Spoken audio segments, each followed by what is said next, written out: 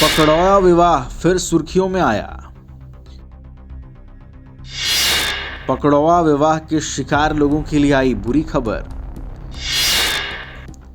जबरिया शादी को रद्द करने के आदेश पर पटना हाईकोर्ट की रोक।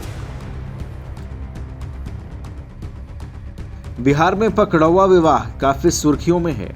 लगातार बिहार में इस तरह की खबरें सामने आती रहती हैं कि एक बार फिर किसी नौकरी वाले लड़के को जबरदस्ती हथियार के दम पर दूल्हा बनाया गया। लेकिन अब बिहार में पकड़ौआ विवाह के शिकार हुए लोगों के लिए सुप्रीम कोर्ट से बुरी खबर आई है। सुप्रीम कोर्ट ने पकड़ौआ विवाह या जबरिया शादी को रद्द करने वाली पटना हाई कोर्ट के एक आदेश पर रोक लगा दी है।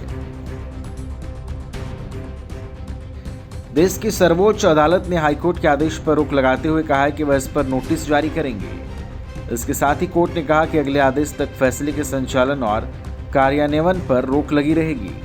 दरअसल नवंबर 2023 में पटना हाईकोर्ट ने पकड़ौआ विवाह के एक मामले पर बड़ा फैसला दिया था और पकड़ौआ विवाह के बाद कराए गए शादी को रद्द कर दिया था।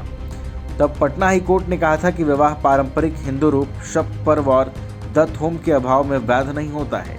शादी की रस्म के दौरान अगर शपथविधि पूरी नहीं हुई है तो विवाह को पूर्ण और बाध्यकारी नहीं माना जाएगा। हाईकोर्ट के समक्ष दायर अर्जी में याचिकाकर्ता ने कहा कि बंदूक की नोक पर उसे शादी के लिए मजबूर किया गया था। बिना किसी धार्मिक या आध्यात्मिक अनुष्ठान के उस लड़की की मांग में सिंदूर भरने के लिए मजबूर किया गया। दूसरी तरफ लड़की का कहना था कि उसकी शादी जून 2013 में सारे हिंदू रीति रिवाजों के तहत हुई थी।